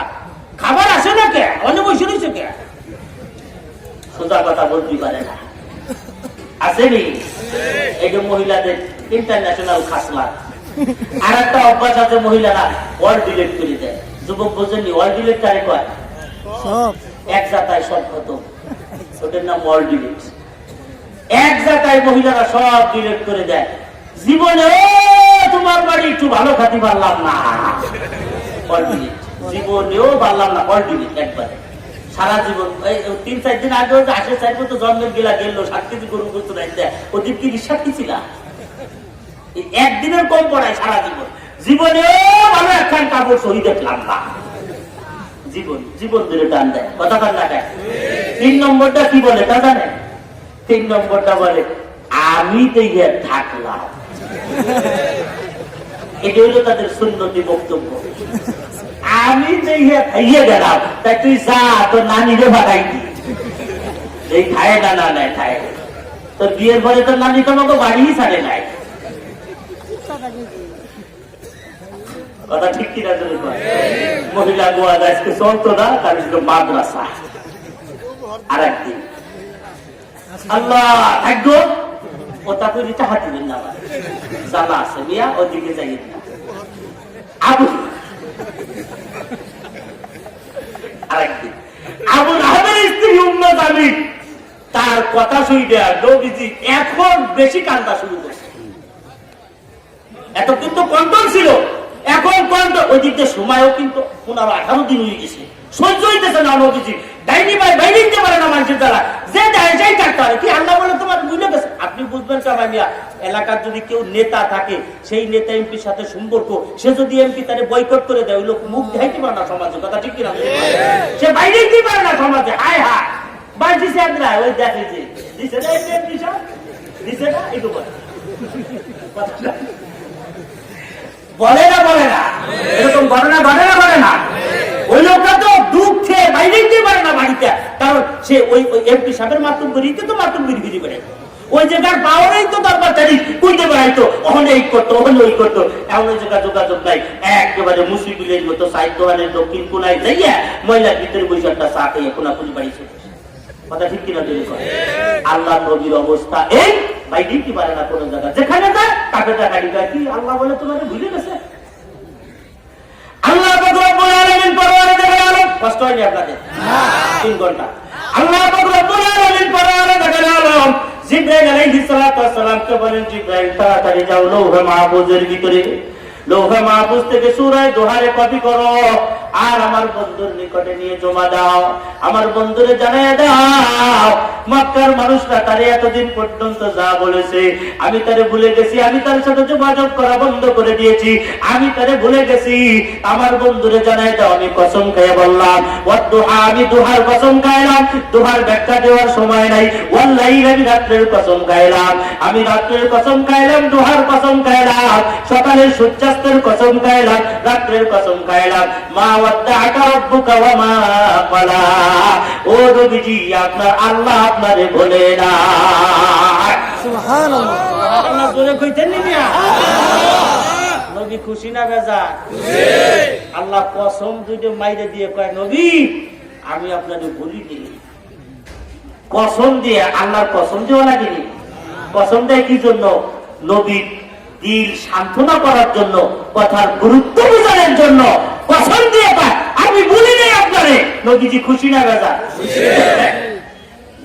আল্লাহ থেকে নবী কষ্ট হয়েছে নি কয়েকদিন 18 দিন যে কথাবার্তা কইনি ওই তো হিদাজিব করি নেই আপনার কষ্ট হয়েছে নি নবীজি খাইতে দেখে আল্লাহ কোন কি আমি তো মুখই দেখাইতে পারি মাঝে বলে তুমি দিতে পারি না ওরা আমার বেশি কথা কয় আমার শাসাও বেশি কথা কয় আমার শাসি সেও বেশি কথা কয় আমার খুব কষ্ট লাগছে আল্লাহ পাক রব্বুল আলামিন বলেন নবীজি আপনার কষ্ট লাগছে আপনার এই দুনিয়ার কষ্ট কার জন্য আল্লাহর জন্য দ্বীনের জন্য ইসলামের জন্য যেই কষ্টটা আপনি করছেন নবী গো আপনি মনে রাখেন ওয়ালাল আখিরাতু খায়রুল লাকা মিনাল উলা এর বিনিময়ে আমি আল্লাহ আপনারে আখিরাতের শ্রেষ্ঠ জায়গা দান করিয়া দিলাম যা এই দুনিয়ার থেকে হাজার হাজার কোটি গুণ ভালো খুশি না বেজার? আওয়াজে বলেন তাইলে এর পরের আয়াতগুলো বললো কেন? আলাম ইয়াজিদিকা ইয়াতীমান ফাআওয়া, এর পরের আয়াতগুলো কি জন্য? ওয়াজাদাকা দাল্লান ফাহাদা ওয়াজাদাকা আইলান ফাআগনা, এই পরের আয়াতগুলো কি জন্য বললো আল্লাহ? ওই নেতায়, যেই নেতার সাথে এমপির সম্পর্ক নাই, 3 মাস পরে হঠাৎ করে এমপি সাহেব ভুল বুঝতে পাইলে নেতারে ফোন দিয়ে দিছে, আয় আমার কাছে।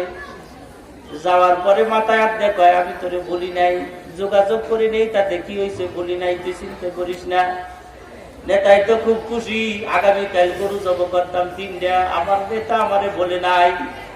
অন্যই নেতারে মাথায় হাত দিয়ে জিজ্ঞাসা করে, 3টা মার্চে যোগাযোগ ছিল না, সুবিধা না অসুবিধা, ভালো আছো না খারাপ আছো? নেতায় কয়, আপনি কোন কি আমার অবস্থা আসেনি, সমাজে তো মুখি দেখাইতে পারি না, আর এই 3 মাসে কমপক্ষে 3 কোটি কামাই করতাম, তার কিছু নাই, উল্টো ভাইকে শুয়ে ঘরে বইরে খাইয়ে শুয়ে দিছি, যাউলিয়া আমার অবস্থা বড় খারাপ। অমনি নেতা কয়, ঠিক আছে, 3 মাসে যেই লস প্রজেক্টে পড়েছো, ওই লস প্রজেক্টের চাইতে বড় একটা কাম আমি তোমার জন্য বরাদ্দ করে দিলাম। দোহার থেকে নবাবগঞ্জ পর্যন্ত রাস্তায় 400 কোটি টাকা বাজেট, কামটা তোমারে দিয়ে দিবানি। ওখান থেকে 200 কোটি মাইনে ঠান্ডা হয়ে বসে তাই কিনে রাজি থাকলে এক যাব। আপনি রাজি তো চাপছে, কিন্তু মনের ভিতরে একটু খটকা হওয়ার সময় তো ওই রুমি কয়, দেয় না না দেয়, তার খবর আছে কি? নেতারা তো এইরকমই কয়, এরকম কয় না, দিবানি 400 কোটি দিয়ে দিবানি, তাই দেয় না না দেয়, ভাইয়াই নয়। কিন্তু যেই বেচারা এমপি, তার বুদ্ধি জ্ঞান আছে না নাই? ও তো চাইছিল নগদ কিছু নেওয়ার জন্য, ও তো বাহিরে চাই নাই। ঠিক পাইছে, ঠিক পেয়ে নেতার দিকে চোখ রাখ গাইয়া কয়, কি ঘটনা? 400 কোটির বাজেট দিতে চাইলাম, বিশ্বাস হয় না। এই তুই যে ল্যাংটা পাইছিলি, সেটা স্যান্ডেল পাইতে দোহার বাজার দেখতে আমি তোরে নেতা বানাইছি, আমি তোর বেলা দোকানের ব্যবস্থা করে দিছি, মেম্বার হওয়ার যোগ্যতা ছিল না, আমি কাউন্সিলর বানাই দিছি। কথা ঠিক কিনা? এই যে নেতার প্রতি এমপির অবদান গুলোর কথা মনে করাই দিলে নেতার এমপির প্রতি মোহাব্বত আরো বাইরে যাবে। কথা বলেন না কেন? আল্লাহ পাক কয়, বন্ধু আপনারে আমি পরকালের জান্নাত দিয়ে দেব। অবদানটার কথা স্মরণ করাইয়া নবীর দিলে আল্লাহর মোহাব্বত আরো বাড়ায়। আল্লাহ কয়, আলাম ইয়াজিদিকা ইয়াতীমান ফাআওয়া, আরে আপনি টেনশন করেন কেন? আপনারে কি এতিম অবস্থায় আমি পাই নাই?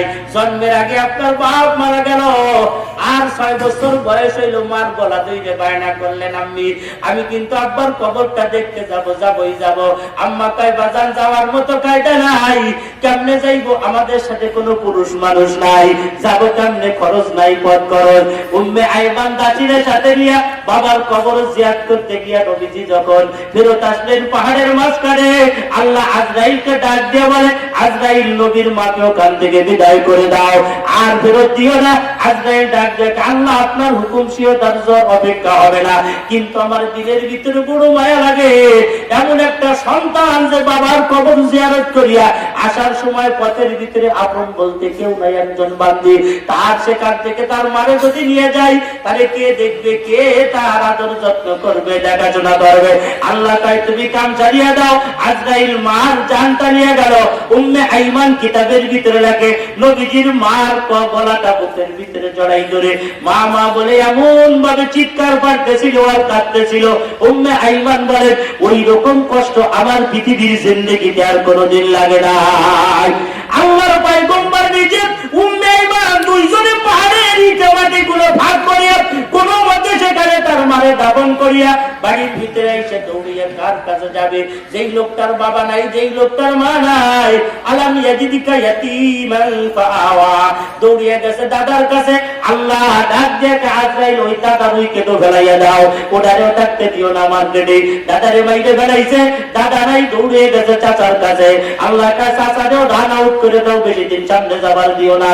এটারেও মার্কেট থেকে আউট করে একেবারে পিওর একজন এতিম বানাইয়া আল্লাহ কয়, আলাম ইয়াজিদিকা ইয়াতীমান ফাআওয়া, সেই এতিম অবস্থার থেকে আমি আল্লাহ আপনারে দেখে দেখে যত্ন করে এই পর্যন্ত আনছি না, আনি না। অবদানের কথাগুলো স্বীকার করে দেন। ও যারা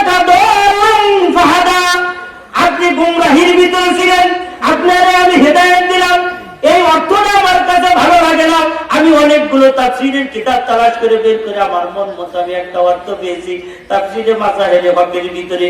ওগো নবীজি, আমি আল্লাহ আপনাকে যেই পরিবেশের ভিতরে পাঠাইছিলাম ওটা ছিল একটা গুমরাহী পরিবেশ। তখন মক্কার মানুষ এত গুমরা ছিল, কাবাগারের ভিতরে মূর্তিগুলো নিয়ে জমা করে দিয়েছিল। আবু জেহেল কাবাগারের চারপাশে মহিলাদেরকে ল্যাংটা করে যাত্রা দিত আর নাচ দিত। এমন একটা দল, এমন একটা গুমরাহী পরিবেশের ভিতরে আপনারে আমি নবুয়ত দান করেছি। আর আপনার নবুয়তের আলো দিয়া আমি আল্লাহ সেই অন্ধকার গুলো দূর করিয়া টোটাল জগৎরে হিদায়াত দান করে দিয়েছি।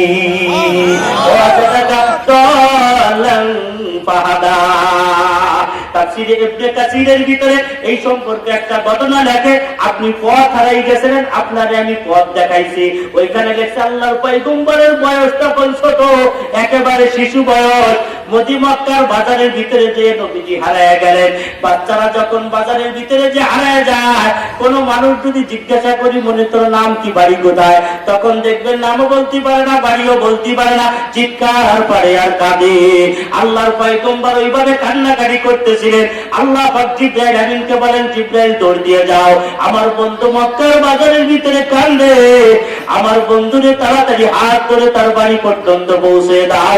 অজাদাকা দলান ফাহাদা, আপনি হারায় গিয়েছিলেন, আমি আল্লাহ আপনার বাড়ি পর্যন্ত পৌঁছে দিয়েছি। ওই অবদানের কথাগুলো স্বীকার করাইয়া নবীরে আল্লাহর প্রতি মহব্বত আরো বাড়াইয়া দেয়। ওয়াজাদাকা আইলান ফাগনা, ও নবী আপনি আয়েল ছিলেন। আয়েল মানে খালি হাত, মানে আপনার হাতে কিছুই ছিল না। আপনি এত অসহায় অবস্থায় ছিলেন, এত গরিব ছিলেন যে নিজে করা ভাতের জন্য, রোজগারের জন্য খাদিজার বাড়ি দিয়ে দন্না দিয়েছিলেন, খাদিজারে আমারে কিছু কাম দাও। আর খাদিজা কাম দিয়েছে আপনারে ছাগলের বকরি রাখার জন্য। কয়েকদিন পরে আপনি বললেন, খাদিজা আমি কিছু সম্পদ চাই, যা হিলফুল ফুজুলের পিছনে ব্যয় করব, ইসলামিক কাজে ব্যয় করব, আমারে কিছু ব্যবসা বাণিজ্য দেন। খাদিজা ব্যবসা বাণিজ্য দিয়ে দিলেন, সেখান থেকে নবীজি ইনকাম করা শুরু করলেন। ওয়াজাদাকা আয়েল, ও নবী আপনারে ফকির হালাতে, খালি হাতে গরিব অবস্থায় আমি আল্লাহ পেয়েছিলাম। আপনার দুর্দিন কেমন গিয়েছিল? একদিন, দুই দিন, 3 দিন নয়, 3 দিন পর্যন্ত টানা আপনার ঘরের চুলার ভিতরে কোনো সময় আগুন জ্বলে না। আল্লাহ পাক বলেন, নবী আপনার ঘরে 3 দিন পর্যন্ত আগুন জ্বলে নাই। অসংখ্য হাদিস আছে, যে হাদিসের ভিতরে নবীজি কারো বাড়ি দাওয়াতে গিয়েছেন, নিজে খানা শুরু করার আগে রুটির উপরে কিছু গোশত দিয়া মুড়াইয়া বলছে, আমার ঘরওয়ালাদেরকে দিয়ে এসো, আমার ঘরওয়ালারা ক্ষুধার্ত, তারা খায় না, তুমি সেখানে গিয়ে দিয়ে এসো। আল্লাহ পাক রব্বুল আলামিন বলেন, ওয়াজাদাকা আইলান ফাআগনা, নবীজি আপনারে আমি আয়েল অবস্থায় পাইলাম, গরিব অবস্থায় পাইলাম। নবীজি আপনি কেমন গরিব ছিলেন? দেখেন এদিকে তাকান, আমাদের সমাজে যদি কোনো মানুষ গরিবের থেকে ধনী হয়ে যায়, এরকম মানুষ আছে না নাই? আগে খুব গরিব ছিল, বাপে ভাত পায় নাই, চাচায় ভাত পায় নাই, মানুষের বাড়ি কামলা দিত, দিন মজুর রোজগার করে খাইত, মাশাআল্লাহ এখন সে কোটি টাকার মালিক, বেড়া দুয়ার পাজারও গাড়িতে চড়ে। ওই লোকটারে যদি কোনো লোক মনে করায় দেয়, ভাই আপনি আগে গরিব ছিলেন, আপনার আব্বা আগে গরিব ছিল, আপনি অসহায় ছিলেন, মুহূর্তের ভিতরে লোকটা রাগ হয়ে যায়। কথা ঠিক কিনা জোরে বলেন? রাগ হয়ে যায় মুহূর্তের ভিতরে। আমার পিছনের কথাগুলো আপনি কেন বলেন? বর্তমানের কথা বলেন। আগে কি ছিলাম তাতে আপনার কি দরকার? এখন আমি প্যারাডো গাড়িতে চড়ি, লাখ লাখ টাকার মালিক, সেই কথাগুলো বলেন। অতীতের কথাগুলো বলেন কেন? কিন্তু আল্লাহর নবীরে আল্লাহ নিজে স্মরণ করে দেয়। নবী তো লাভ দিয়ে উঠে রাগ করে বলেন নাই। কথা ঠিক কিনা জোরে বলেন? বন্ধু তুমি লাভ দাও কেন? যে আল্লাহ তোমার জিরো থেকে আজকে ধনী বানাইছে, ওই আল্লাহ জিরোতে নামাইতে তার সময় লাগে না। জীবনের সম্পদের উত্থান পাতান যায়, এইভাবে আর উত্থান পাতান কোনো কিছু হয় না। এক লোকের কাছে গত জুমার নামাজে, আমার মাদ্রাসার রডের দরকার, কাজ করতেছি, 125-30 ফিট লম্বা 3 তলা বিল্ডিং এর রড নাই, মিস্ত্রিরা বসে রয়েছে। এক লোকের কাছে গেছি, সারাদিন ঘুরছি, জুমার নামাজ পর্যন্ত কোনো কম কাম হয় নাই, কিছু কালেকশন করতে পারি নাই, ফিরে আসবো ভাব। এর ভিতরে এক লোক কয়, হুজুর জুমার নামাজটা আমাদের এখানে ভরাইয়া যান, আল্লাহ যা চাইতে ডাইল ভাত রাখি, কিসমত মতে আপনি খাইয়ে তারপরে যাই না রে। রাজি হয়ে গেলাম, যাই এলাম কি আইসি রড নিতে নাই ব্যবস্থা, খাইয়ে যাই নামাজটা পড়ে যাই। লোকটারে জুমার নামাজের বয়ান শুনেছি, বয়ানের শেষে তার বাড়ি খানা খাইতে গেলে লোকটা ঘরের আলমারি খুলে দিয়ে কাগজ চাই, দেখেন আলমারির ভিতরে কি, আলমারির ভিতরে তাকায় দেখি বহু টাকা। অত টাকা আমি জীবনে কোনোদিন দেখি নাই। লোকটা তো আমারে দেখায় বলে, হুজুর বলতে পারেননি কত টাকা? আমি কয় টাকার মানুষ, অত টাকা দেখবো কেমনে? আমার তো অত টাকা কোনোদিন নসিব হয় নাই, আন্দাজও করতে পারি না। বলতেছে আর লোকটা চোখের পানি ছেড়ে দিয়ে কাঁদতেছে। আমি মনে মনে চিন্তা করি আমার ব্যবহার আচার উনি কষ্ট পাইল, উনি কান্দে কেন? আমি বলি ভাইজান কান্দার কারণ নাকি? কয় হুজুর মন চায় এই আলমারিটারে আগুন ধরে পুড়াই দেই, টাকাগুলো সব পুড়ায় শেষ করে দেই। বলে কেন টাকা পুড়াইবেন? এদেশের মসজিদ মাদ্রাসা লিল্লা বোর্ডিং এতিমখানা আছে, সেখানে দিয়ে দেন। হুজুর আপনি বুঝবেন না, আপনারা খালি আয়েরটা বোঝেন, কেমনে নিতে হবে, আমার দুঃখটা কষ্টটা আপনি বোঝেন না। এই যে টাকাগুলো দেখেন, আমার জীবনে এমন একটা সময় গেছে যেই সময় আমি 2 কেজি চাউল কিনতে পারি নাই, যেই সময় আমার মা মারা গেছে, আমার আব্বা মারা গেছে, আমার আব্বার কাপড়ের কাপড়টা পর্যন্ত আমার টাকা দিয়ে আমি কিনতে পারি নাই। আমার এলাকার মেম্বার কাপড় কিনে দিল, ওই কাপড়ের কাপড় দিয়ে আমার আব্বারে আমি মাটি দিলাম। কয়েকদিন পরে কিসের টাকা গুছাইয়া আমার আব্বার কাপড়ের টাকাটা মেম্বারে ফেরত দিতে গেলাম। মেম্বার সাহেব বড় উপকার করেছেন, আমার আব্বার কাপড়ের টাকাটা আপনি দিয়ে আমার উপকার করেছেন, আমি আপনার কাছে শুকরিয়া জানাই। আপনার টাকাটা ফেরত নেন। মেম্বার আমার বুকের ভিতরে জড়াই ধরে কয়, পাগল, ফেরত দেওয়া লাগবে না, তোর আব্বারে আমি ভালোবাসতাম, মহব্বত করতাম, কাপড়ের জন্য কাপড় দিয়েছি, টাকা তোর ফেরত দেওয়া লাগবে না। পাগলা তুই বাড়ি থাকিস না, চলে যা এই কয় টাকা নিয়ে ভাড়া দিয়ে ঢাকার শহরে যা। ওই লোকটার কথা শুই না 2 কেজি চাউল মাত্র কিনিয়া ঘরের ভিতরে দিয়ে কোনো মতে ঢাকায় গেলাম। ওই আল্লাহ ওই পানি কামারে সদরঘাটের ক্লিবারি দিল, ক্লিবারি করলাম, কুলিগিরি করলাম, ফলমূল বিক্রি করে আস্তে আস্তে করে আজকে এত টাকা আমার হয়েছে, এত টাকা, যেই টাকাগুলো আমার কাছে আফসোস লাগে, দুঃখ লাগে, কষ্ট লাগে। আল্লাহ টাকা তো তুমি আমার দিলা, কিন্তু এমন সময় দিলা যেই সময় আমার মা দুঃখিনীরে আমি খাওয়াইতে পারলাম না। আমারও এত বাজারের আঙ্গুর, এত আপেল আর কমলা মালটা দুহার বাজারে ছিল, আমি আমার মার জন্য একটা আপেল কিনে নেওয়ার মতো যোগ্যতা আমার ছিল না, একটা পদ্মার পাঙ্গাস মাছ কিনে খাওয়ানোর যোগ্যতা আমার ছিল না। ও আল্লাহ টাকা দিলা, সে এলাকায় কুকুরে খায়, আমার কর্মচারী ম্যানেজাররা খায়, লক্ষ লক্ষ টাকা আমার হাতের ভিতরে দিয়ে বের হয়ে যায়, কিন্তু আমার মা দুঃখিনী নাই, আমার বাবা নাই, তাদেরকে খাওয়াইতে পারি না। ও আল্লাহর বান্দা শিলাকুটার মানুষেরা রে, আল্লাহ পাক রব্বুল আলামিন তোমাদের উপরে কি রহমত করেছে, দয়া করেছে, যেইখানে কবরস্থান তোমরা দিয়েছো সেইখানে আবার মাদ্রাসা করেছো। সেই মাদ্রাসাটা ইন্টারন্যাশনাল মাদ্রাসা, 24 ঘন্টা কোরআনে কারীমের তেলাওয়াত হয়। সেই এলাকায় কোরআনের তেলাওয়াত হয়, ওই এলাকায় অপরাধী জাহান্নামী মানুষগুলোর শাস্তি দেওয়া হয় না। এই এলাকায় তোমার আব্বার কবর, এই এলাকায় তোমার মার কবর। তোমার কি মনে নাই তোমার একটা ছিঁড়া লুঙ্গি পরায় নাই? তোমার কি মনে নাই তোমার একটা ছিঁড়া প্যান্ট কোনোদিন তোমার বাবা পরায় নাই? তোমার বাবা ছিঁড়াটা বলেছে তোমার নতুন তাইদের দিনে তোমার কাছে দিছে। মা দুঃখিনী বলছে, প্রাণের স্বামী 3টে ঈদ পরাপর চলে গেল, কোনদিন একটা নতুন লুঙ্গি কিনলা না। আমার কাপড়টা বাদ দিয়ে এবার তোমার নতুন লুঙ্গিটা কিনবা। স্বামী চোখের পানি ছেড়ে দিয়ে, এটা পাগলামি করো না, আমার নতুন দিয়ে কি হবে? আমার ছেলে মানুষের ভিতরে চলাফেরা করে, বন্ধু বান্ধবের ভিতরে চলাফেরা করে, ও যদি পুরান প্যান্ট পরে, পুরান লুঙ্গি পরে, ওর ইজ্জত যাবে, সম্মান যাবে। বন্ধুরে সেই আব্বা তোমার কবরে, সেই মা দুঃখিনী তোমার কবরে, যেই মা তোমার একলার জন্য সারা জীবন শেষ করে দিয়েছে। তুমি তো বিদেশ চলে গেছো, কিন্তু মার কলিজায় আগুন লেগে গিয়েছে। যেদিন বাড়ি থেকে বের হয়েছে সেই দিন থেকে মা খানা বাড়ি বন্ধ করে দিয়েছে। বিদেশ থেকে লাখ লাখ টাকা পাঠাইছো, বউ শালী আর বোন ভাই বোনরা সবাই আনন্দ করেছে, একটা মুখের শুধু আনন্দ ফুটাইতে পারে নাই, সেই হলো মা। ঈদের দিন সন্তানদের ফোন দেয়, বাবা ফোন দেয়, বাবা খাইছো নি, বাবা কি করো? সন্তান কয়, মা কেন, কি হয়েছে? কয় ঈদের দিন কি রাঁধছিল, সিমাই রাঁধছো না, কুমড়া রাঁধছো না, বুলা রাঁধছো? অমনি ছেলে তো তখন হোটেলের মেসিনেরই কাম করে, তখন হোটেলের তালবাড়ি ধুইতেছিল। হায় হায়, সন্তানের তো মনেই নাই আজকে ঈদের কথা, তার মনেই নাই। সন্তান কয় মা আপনি সিন্নি খাইছেন নি? কয় বাবা তোর সিন্নি না খাওয়া দেখলে আমি খাইতে পারি না। ভিডিও কলে একটা ফোন দে, তুই আমার একটু সিমাই খাইয়ে দেখা, তারপরে আমি মা খাবো, তাছাড়া আমি খাইতে পারবো না। সন্তান তো মেসিয়ারের কাম করে হোটেলে, কেমনে ভিডিও কল দিয়ে সন্তান দেখাইবে? অমনি সন্তান সাগুর সুগুর করে আওয়াজ করে অভিনয় করে, মা কয় কি হইছে রে বাদান, কিসের শব্দ? বলে মা আমি মুরগি রান্না করেছিলাম, মুরগি খাই, গরুর হাড্ডি খাই, আমার কাছে বড় ভালো লাগে। মাগো তুমি খাইয়া দাও, মাগো তুমি খাইয়া দাও। মার কলিজায় আগুন লাগে গেছে। আয় হায় রে, যতদিন পর্যন্ত তুমি বিদেশে ছিলাম মা ভালো খায় নাই, ভরতে পারে নাই, সেই মা তোমার আজকে কবরে ভাই। ওই মা রে তোমার সুখের টাকা পয়সা মা দেখতে পারলো না, চলে গেল। আসো তুমি তোমার মার জন্য যদি সব পৌঁছাইতে চাও, তুমি তোমার মারে যদি স্বপ্ন দেখতে চাও, জান্নাতের খাবার খাওয়াইতে চাও, সঠিকভাবে একটা পদ্ধতি আছে। শিলাকুটা মাদ্রাসার এতিমখানা বড় দুর্বল হয়ে গেছে পরিচালনা কার্যে। এখানে চাউল লাগে টন টন, এখানে বেতন লাগে লক্ষ লক্ষ টাকা। এই এতিমদের পাশে যদি তুমি দাঁড়াও, আল্লাহ তোমার সন্তানদেরকে এতিম বানাইবে না, গরিব বানাইবে না।